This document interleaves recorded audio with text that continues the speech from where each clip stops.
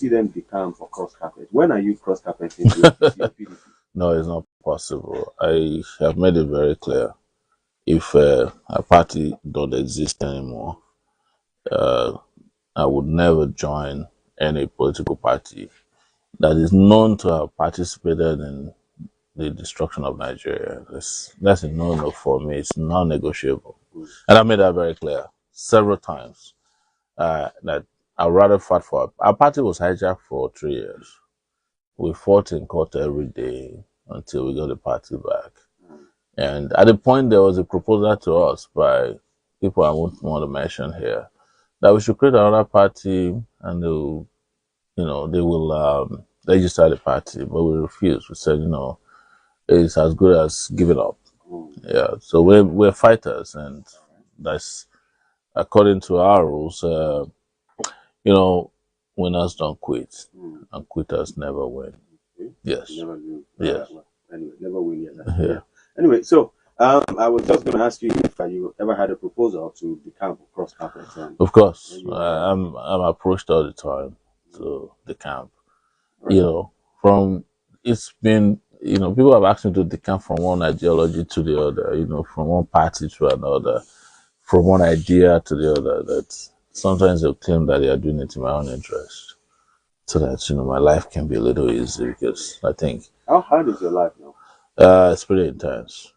Yeah. And what do you mean by intense? Because that's more. It's intense, meaning that you are buffeted from all sides. So like my life is as if I'm at war. Both civil and non-civil war. Like a lot of people fighting me, and I'm fighting a lot of people. Do you feel safe? Well, the concept of safety is relative. If you're doing what is right, you feel safe because you are protected by your conscience. But sometimes, if you want to go physical, it's not a waste of time to talk safety when those who control the levers of power, authority, and violence are after you. So how can you be debating safety in that context? Okay. But I don't worry anymore. It's something I've done probably my entire life. And I have had to say this many times. I never knew I would make it to 30 years old. Oh, really? Yes. Why? Because when I was at the University of Lagos, and as I was graduating, a lot of attempts were made on my life. There's been non-state actors and state actors making attempts on my life. And I thought, when I was particularly when I was graduating from the University of Lagos, and, I had police after me, DSS after me, I had court gangs after me. I thought, there's no way I'll make it past 25. Because it was real, the threat was real, and it's still real to today. But I've gotten used to, threats. Okay. Yeah, so. Okay. So let us go through your life. When you were in the university, because you were fighting against the cultism, and I was fighting against school authority, cultism, the police.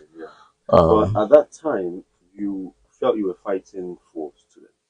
Yes, I was fighting for students. Now, did you think your fight will extend till now, or what was your plan? I love that you asked this question because I really talk about it.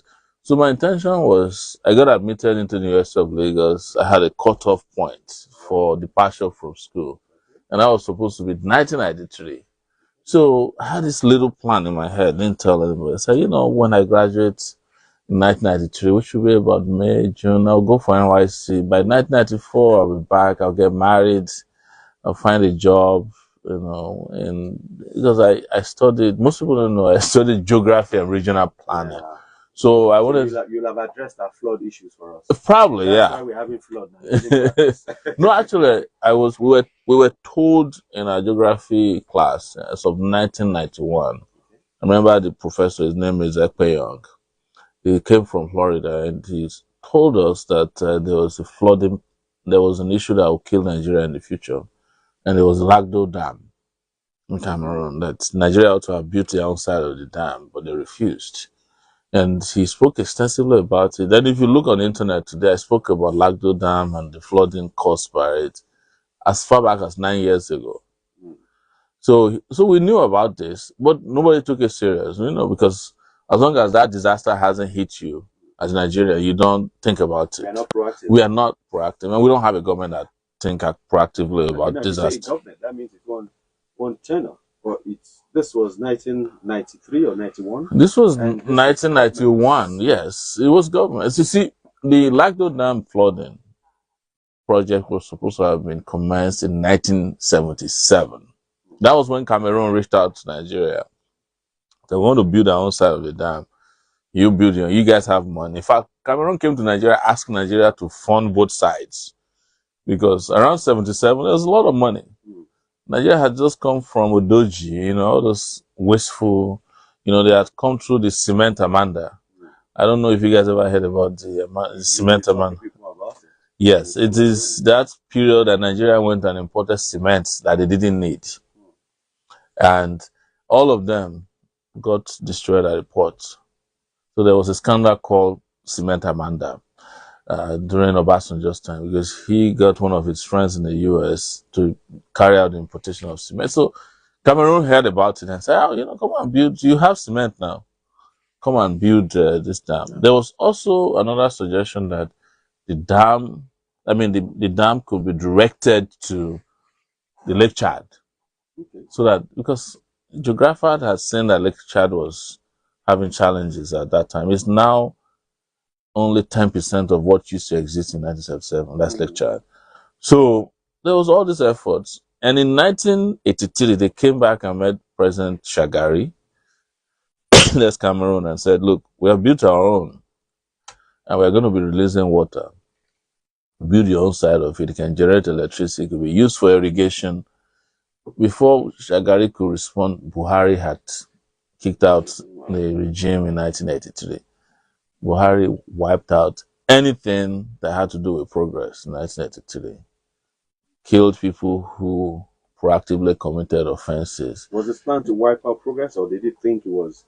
He wiped out progress because it was that period that he also cancelled the Lagos Metro project. This thing that they are building now in Lagos, Buhari was the person who cancelled it. Otherwise, the Lagos State Metropolis, they had a metropolitan plan to build trains across Lagos, and it was cheap. Eventually, Nigeria ended up paying more money as penalty for violation of that contractual agreement than could have built the metro line in Lagos. So, yes. So that's what he did with the Lagdo Dam also. They cancelled everything. And that was the last we heard about Lagdo. Okay. When let's go climate change was then affecting the volume of water, they kept coming to Nigeria and said, come and build, come and build. Until now it's too late. Now they just write you a letter and said, we are releasing the excess water on so dates. And they said this time around they weren't releasing any letter. But anyway, that's aside. They did write letter this time around. What changed now that you wanted to just get a job in 94, graduate, and so yes, I want to go back to that. So my hope was I was looking for a female at the University of Lagos. I said I'm because I wasn't like that kind of a socially active student. That was an activist. I didn't belong to any club. In fact, at the point I was a member of Deeper Life. Yes, okay. Bible study group on campus. Oh, you were preaching. I had not gotten to becoming a preacher, but I'd gone to the church a few Sundays. The one at Bagada. Right. So it's large church, and but at the point I started seeing religion from a different angle. And it was when I met, some activists, people like Femi Falana, Bamidele Atu, Benga Olawepo, Odion Sylvester. These were student leaders, and I got excited about the fight against the structural adjustment program, SAP, in those days. So I stopped going to church. There was another reason. One of the leaders of the church used to have this prayer in his room with the female that I went to ask him one. It's like, why can't we others have female come around? And he got upset with me. So kind of like banned me from coming to the Bible study because I was questioning too much. I had too many questions for them that they couldn't answer. I asked about the beginning of the Bible, what happened in Genesis, and those contradictions. But that's not for conversations. They don't get the church people upset. So we were finishing up 1992. Yeah. I was also a sports person. I was a swimmer for the university, Okay. and I had won as one of the swimmers to go to Nuga Games 1992. And then came a protest known as Babangida Moscow. So I was one of the major protesters and also a student union aspirant for the position of president. But in 1992, I had no chance of winning. Why not? Because students at that time weren't looking for activists. We already had an activist that they thought was too much, Olusegun Mayegun, the guy with dreadlocks. And he's like, this time around, after he's done, we'll just get rid of. So the guy that was likely to win, his alias name was Samanja. He used to walk around as a clown on campus and had this, he had Ankara, he would wear Ankara and Kembe, what Yorubas call Kembe baggies, and walk around campus and just greet people and joke. And everyone's like, Samanjas. And those of us who are activists, like, what's wrong with the students? Why would they vote for a clown when, when we have a country to deliver? So, but then this protest happened. It was called Babangida Moscow. They closed down the university for several months, and we were all expelled from the university. Those student leaders, yes. So 47 of us were expelled, as student leaders, including Mayegun, who was arrested with Bekor and some Kuti Gani.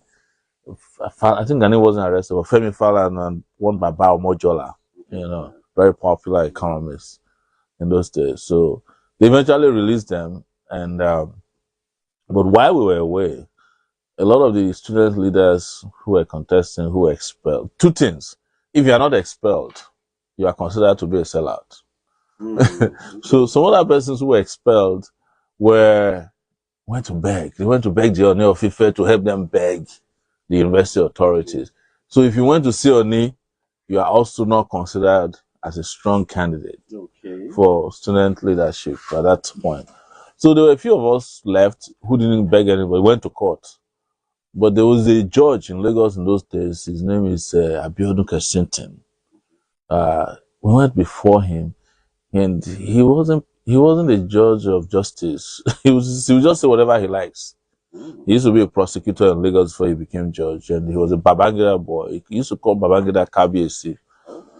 Yes, those who were around at that time would understand this. So we went before him and said, we're applying for another Amanda so that the university would take us back. And he looked at us and said, he told my I said, first you have to cut off that your hair before you come to my court. All of us were sitting with anger. And he said to us, you can't defeat the university authorities in my court. So the vice chancellor is a member of our mosque. Next Friday, you cut your hair, rest of you dress properly, I'll take you to the VC, you go and beg him. If he agrees to take you back, he takes you back. Our lawyer was one Broderick's in energy. Then I remember all these things. But I think he's in the UK. He's no longer active for Nigerian circuit. But the interesting thing was that my parents did not know I was expelled. Oh, how did you shoot it? Yes, I already sued, but the university sent a letter to our village in Ondo State. And I was sent to the university by the village. I mean it practically. My father went around borrowing money from everybody he could find to send me to school. So when the expulsion letter came, the village politics, finally, this boy that we sent to school has caused, because the expulsion letter was very explicit, that not only was I expelled from the University of Lagos, I cannot be admitted into any university in Nigeria. Explicitly. So my father brought the expulsion letter to my uncle's house, who was staying at First Tag. So my uncle's sister had found me a job at Rank Xerox, where I was working as a part-time, worker, and as an intern practically. So, and I walked into the house. My father was sitting there. I knew what happened. I had not told my uncle that I was expelled from the university. So my father showed him. My uncle he said, "No, it's not possible. This must have been a mistake. This boy is nice. He comes to the house, he sweeps, he goes to sleep. He even reads in preparation for resumption."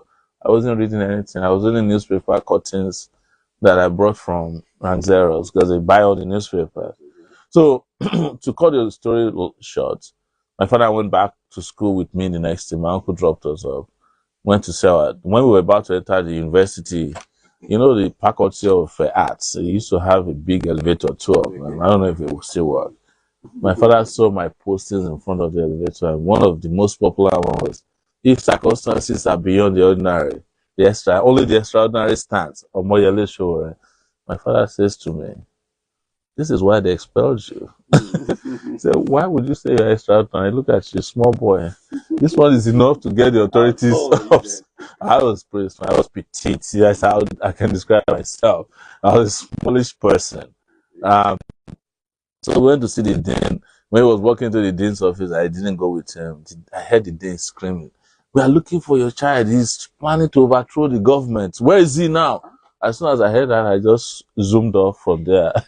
Make sure, because police was looking for us actively. So my father came out.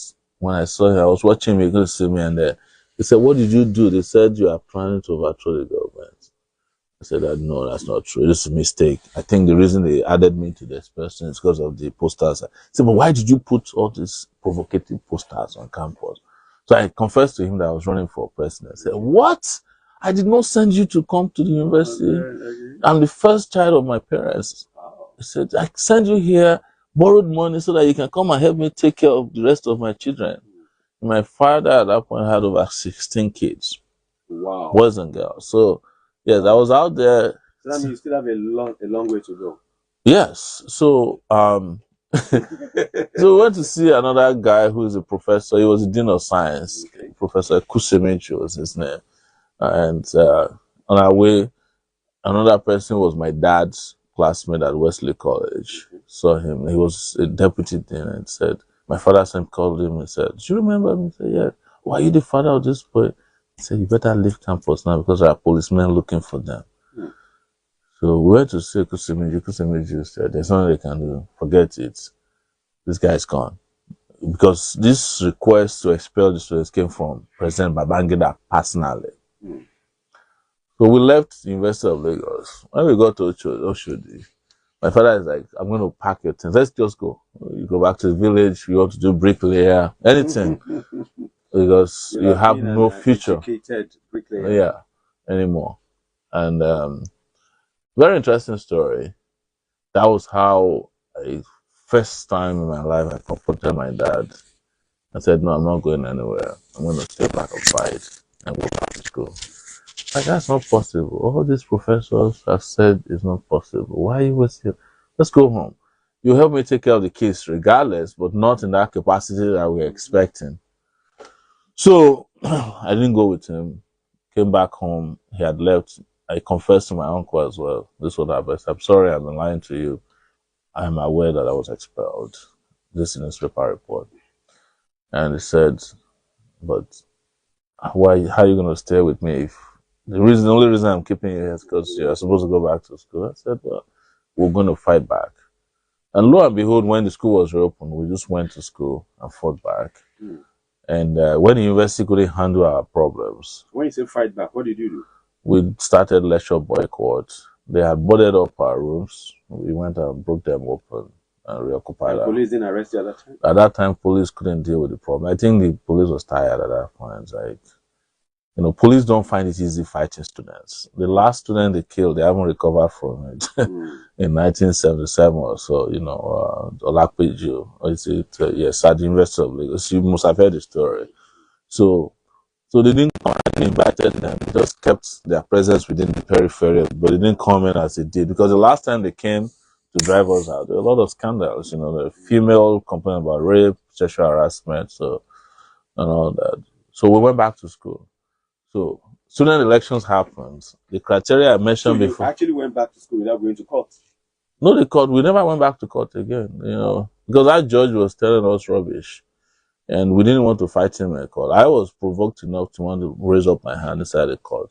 But this guy was notorious. He could have thrown me into jail for contempt. Yes, Kashintin is his name. Justice, he's late now. Anyways, we went back to school, shut down Unilag for half of a day. Yeah. And then they granted us amnesty by 12 noon. Oh, really? They said they are forgiving us. For claiming that there was a court order that we were not aware of. Okay. And so that's how we went back to school. And we went directly to student elections, and I won as the student union president. That was in 93? 1992, later part of 92. So why did we start this story is how my life scattered. Yes. And from that moment. So from that moment, there's no female who is willing to go with me. Yes. Immediately after that, it's like, all the guests that I was hanging out with, like, no, two things. One, that you are the first child of your father and parents, 16 kids. No, I'm not doing that. This one will just come and ruin they will come and take over our lives. Second, that they weren't sure of if I could still graduate. They believe that the school authorities will still find a way to wait for me, and that they will somehow carry out the punishments that they didn't succeed in carrying out. So by 1993, we were waiting to write our final exams, and then June 12 happened, and that completely just ruined any chance of graduation. So we just went to war, practically. Abandoned classes, school, we closed down the schools for most of 1993, and then eventually arrested Abiola. So we had to then go back to school, and our challenge was different. We had the court clashes at that time, when we were fighting secret courts, and school was closed down again. I was re-expelled for the second time. On what basis? They claimed, it's a very interesting story, but we don't have time to tell the story tonight. They claim that. And just summarize it. Yeah, they claim that those of us, the student leaders who were fighting against the courts, were courts ourselves.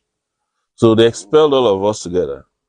Oh. They expelled the court guys and the student leaders together. Okay. So, and I think they were strategic. They knew we would fight back, and when we fought back, they reinstated everybody together. Yeah. So how did you get back to school? So same way.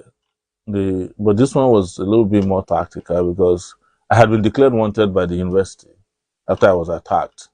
But I had to escape from loot. Okay. So they declared me wanted, and they didn't know where I was, but I was somewhere in Lagos, and I was in touch with the student leaders. We would meet. Though there was no mobile phone back then. None. But we had our communication strategies were probably as savvy as mobile phones. It was word of mouth, but we had meeting places, and then I had a girlfriend who finally. Yes, finally. She must be maybe a Rishabumi or something. She was actually completely not interested in politics at that point. I was arrested during a protest by the DSS, and she just thought it was. Before I was arrested, we went to mobilize students from their hall, Moremi Hall. And some of the students wanted to beat them. I said, no, don't touch them. And she came and confronted me. I didn't know. You know how people behave as if they hate you, even when they like you. So when I came back, I heard the story that she's been looking for me. She was sad that I was arrested. And then I got to meet her. And so we started dating. And she was the one who was helping me take press releases to the media. From my hideouts, yes, throughout that period, yes. And the media never for once arrested her? No. I said the media, the police never discovered her. They didn't know who she was. But the media guys who she would deliver the press releases to knew who she was. But never, of course, ratted her out. I remember, if anybody's hearing, my best friend at that time was a guy named Onajomo Orere at the Guardian. Okay. Yeah, the current Guardian newspaper. Yeah. All right. So this is what we'll do. I thought that story was going to take us like 5 minutes, but we have 1 hour, and we spent like almost 30 minutes. Almost 30 minutes just getting to know how you derailed from your easy life that you had planned. Yeah. But when we come back, we'll look at your life. We'll look at your creed, your principles, what your motto is. We'll look at a lot of people don't know you're above 50. And yes, I am. I'm 51 years old now. So we're going to find out which Sagbadewe cream you're using. And but all that when we come back from this break. You like Drill, Johnny Drill? Yes, absolutely. What do you like about him? Oh man, I just like the fact that his music is soothing. Okay. And it seems to be like very, very She's very gentle. For those of us who live chaotic lives, Mm. we like to have a place of escape Mm. where there's no chaos. And I Yeah. think his music bears witness to that for people like me. I actually did a record for my wife from here. And then she was asking who this guy was. Yeah, I see. So Yeah. this is what we'll do. What's the name of that lady that was your girlfriend back then? Banker. Banker. Yeah. Are you still in touch with her? I've not seen her since then, Okay. you know. But I met a relative of her recently who told me she's still alive. Great. And I hope she knows I'm alive still, And too. she cannot say she doesn't know you're alive. So, Banker, this is for you, saying, "How are you, my friend?" Yes. Johnny Drill and Don Jazzy. We'll be right back after this short break. Don't change that. This is Lagos Talk 91.3 FM.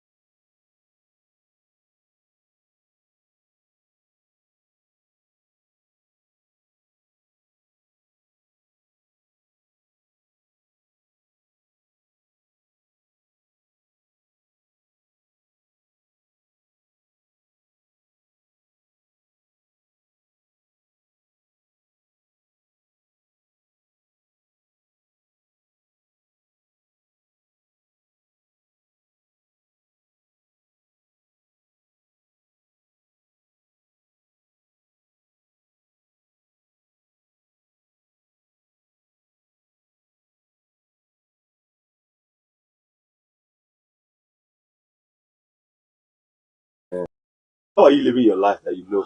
No, I spent a lot of time exercising. I did extreme exercise between, particularly since 2013. I was running marathons, Mm. and I did 8 of them between 2013 and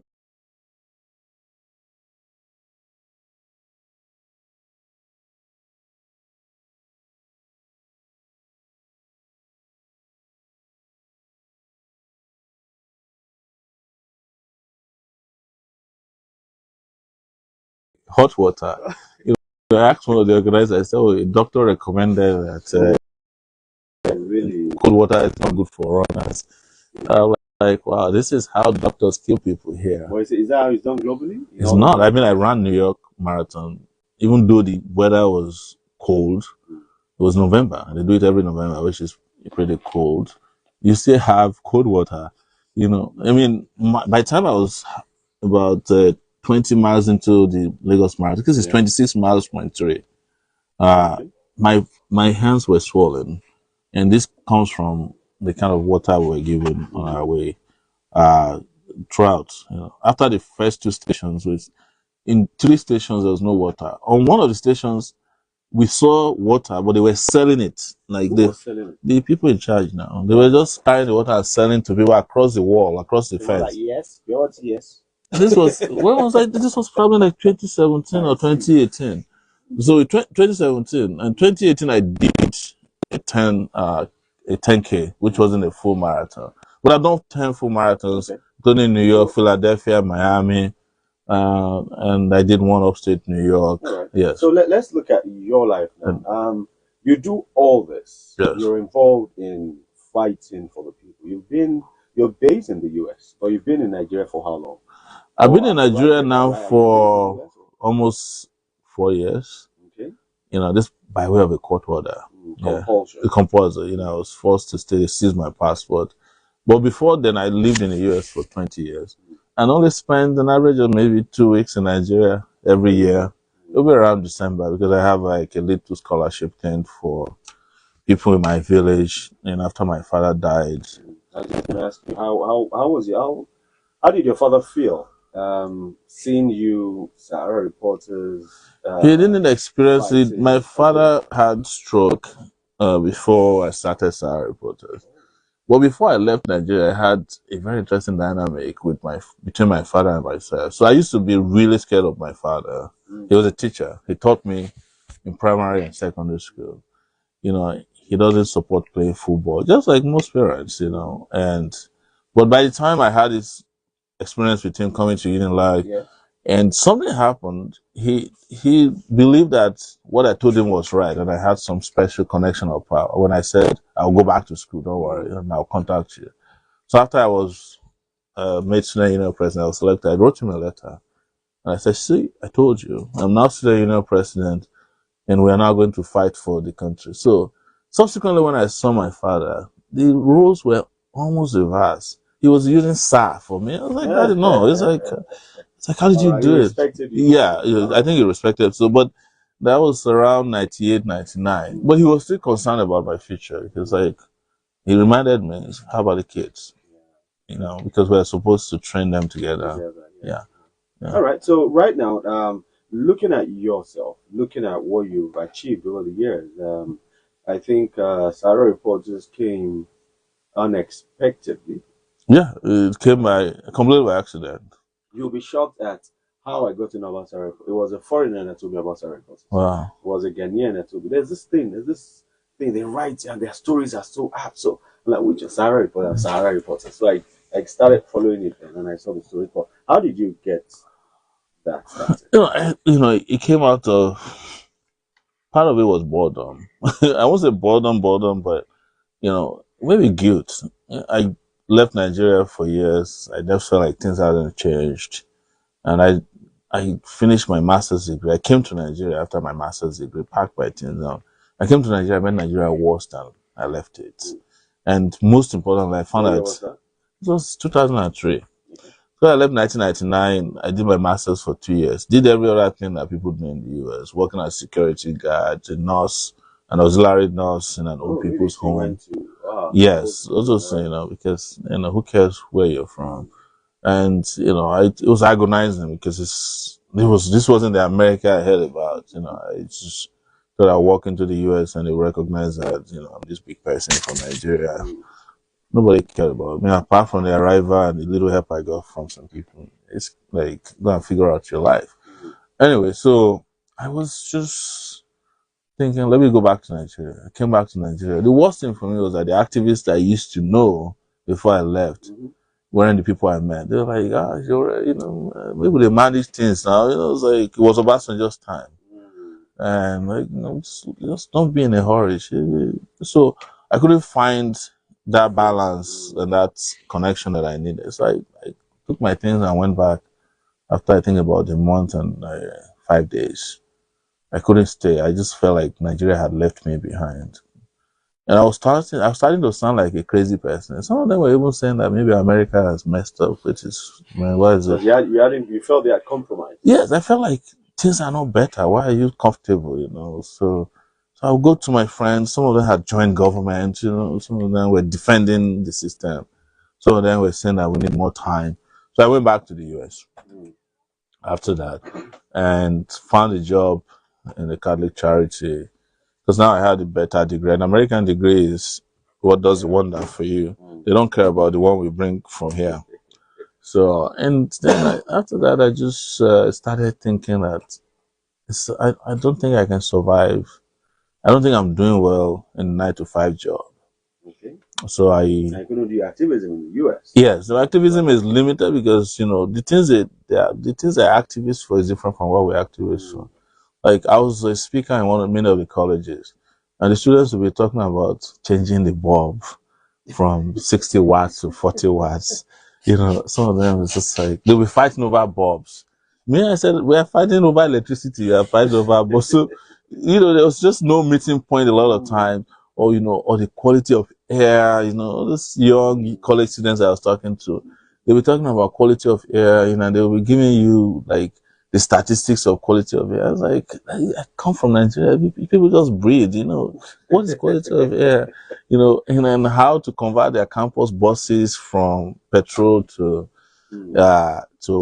some other renewable energy. So those are the things that we're mostly fighting for. So what now? At what point did you get the click that know what? I just start. What happened was around 2004, 2005. There was this struggle against WTO, the World Trade Organization, and CNN was reporting something different from what we were hearing. And so I started doing internet searches and discovered that a whole lot of groups were reporting accurately, providing pictures, videos of how police was beating people outside. CNN was reporting about what was going on inside. And I was fascinated by that. Like, so there are internet sources where you can get real facts. They call them indie media. So my mind just went to Nigeria. I was like, is it possible that we can be doing the same for Nigeria? In this case, to go after corruption. So, but I still had a job. I just got married. There was no way I could just quit the job that I was doing. So I started writing articles for some new websites in Nigeria, Nigeria World. And then I was writing for The Guardian through Nicola German. Okay. So I would go out on my own and do interviews with people, government officials. So one day I interviewed Oji Kalu, and he said that Obasanjo is a killer, is a corrupt person. I sent it to The Guardian. The Guardian cut it by half. Called German, what's happening? German told me, said, look, Sowore, it's good that you're writing these things. I know they are true, but this is not the place to write these things. There's too much interference here. Is there no way to find out if the internet can be helpful? So while I was thinking about it, I met a guy called Elendu, Jonathan Elendu, and then we started doing Elendu reports together. And I had all the facts of corruption, houses built in London. Because I used to see them in Ovation magazine. I was like, my stomach turns when I see these guys are displaying opulence and there's poverty in the country. So that's how we started publishing houses. We'll go on a website in the UK, landregistry.com, addresses, found houses of serving governors, and we publish them and the pictures. And people are like, wow, how did these guys find out this information? So I worked with Elendu for a year. And at the end of the year, he too had bailed out on me. He just came to Nigeria secretly, meeting with the politicians. And I decided at that point to set up Sahara Report. But something happened before I set up. How did you get the name? I just decided that since the Elendu Reports was the name of somebody's father's name, when I set up my own, it would be something that's geographical. Since I studied geography, so the Sahara Desert comes to mind. And my own interpretation of it is like in the Sahara Desert, if you're a reporter, you can't predict what will happen. Wind can just blow and you are blinded by sandstorms. So that's how it came. But were you making money at that time? No, it wasn't. I never thought it could lead to anything. But that's what you do full time now. Well, I then created my own job because just like you said, a foreigner, saw what I was doing and was interested. A U.S. Woman who was in the media and gave me her office. But I started with a laptop, and so you could use my office in New York City. It's like every day I do a new report, something gets bigger. I'll be looking at the analytics. You know, I started with like 200 people, and then 2 weeks later, it was like 4,000 people. Wow. And then it just kept blowing up. And then Google AdSense started bringing in money. Even though that wasn't my intention, I didn't pay attention to that. Yes. And then it just kept growing geometrically before it became like a global brand. The biggest story I did before it was the underwear bomber, the son of this banker. Yes. I can't remember. Yeah, I forgot his name now. Who? Murtala. Murtala, yes. Yeah, who was carrying an underwear bomb, and even though he was arrested, there was no picture of him anywhere. And I sourced and got the picture from someone and published it.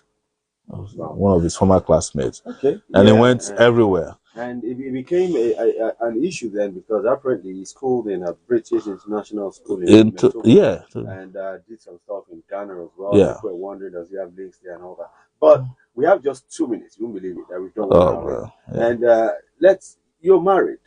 Yes. So let's know. And I have 2 kids that I know of. Yeah, and you have 14 to go. Yeah. Yeah. You know, it's funny because when my father got married to 3 wives, I was really upset with him. You know, I was like, we haven't even finished with the ones that are around. Why are you marrying more wives? But I realized that they marry and have kids for different reasons. Because they see kids as 2 things. They see children and their wives as beast of burdens, because, you know, they do manual labor practically. And they see the children as their social security. Like when in the future they can't work anymore. Yeah. All of them will be contributing money to the paying salaries, healthcare, and general living. So that's what I saw there. So I got a little less madder towards the end of his life. Yeah. All right. So you're stopping on 2? Yes. No, I don't plan to go beyond 2 that I know of. You know. Emphasis on that. You know, yes. In case we hear any pronouncement tomorrow. I just hope they don't come until I die. You know, just like they come and be fighting at the burial ground. Because I can't just see that I look like him. Yeah. Because it was very interesting when Abiola died. Where they were selecting his kids based on the size of their ears. So how did you meet your wife? I met her at a party in Brooklyn, like at a home party in Brooklyn. How does she feel about what you do? You know, does she feel safe? I wish she did her homework better. Because she just went and Googled and met one of her friends. Say, you know, do they know one guy? Sure. They say, oh yeah, you know. They describe me as Shoyinka. That's Shoyinka. Wow, this one just caused trouble and all that. And she thought since I'm no longer in Nigeria, the trouble will be over. But I knew what I'm about anyways. But she turned out to be a better activist than I thought when I got incarcerated. Yeah, she has made more appearances in foreign media than I do, and she owes me all that when I get back to her. She owes me. We're making her popular. All right, so tell me now, one last question. Yes, and we have like 60 seconds to answer this. 2023. What is the hope for Nigeria? Well, the hope for Nigeria is if Nigerians, establish real hope, not the superficial hope. And this is a period that Nigerians need to go in a different direction. Like completely, it has to be a conscious decision that we don't want to keep going down the rabbit hole. And if that happens, then there's hope. So as it is now, it's a bit shaky. It's uncertain. I haven't seen that. What I see is a lot of confusion right now. Yeah, I haven't seen that conscious effort to change more like the social political. But I call it revolutionary confusion because it's deeper than that. All right, there's so much to unpack about you. We've even the muffin from you going to from Nigeria to the States. We haven't even spoken about that. Yeah, and I've not spoken about being a geographer who is now a journalist. Exactly. You haven't spoken about that. You haven't given us your experience about being in Nigerian prisons, how Yeah, you know yeah, all that. So, yeah, well, this is political artistry. They've yeah. known this bit of you now. I'm sure there'll be time for us to unravel some more Some more, yeah. about you. So, what we can say now is thank you so much for being a part of this Well, program. thank you so much for having me as well. I know you're under the weather a little bit and you had to do this. I hope to see you again when you feel better. I will, I sure Yeah, will, and then yeah, it'll be more fun. yes. All right. So, thank you for being here, and listeners, this is political artistry, and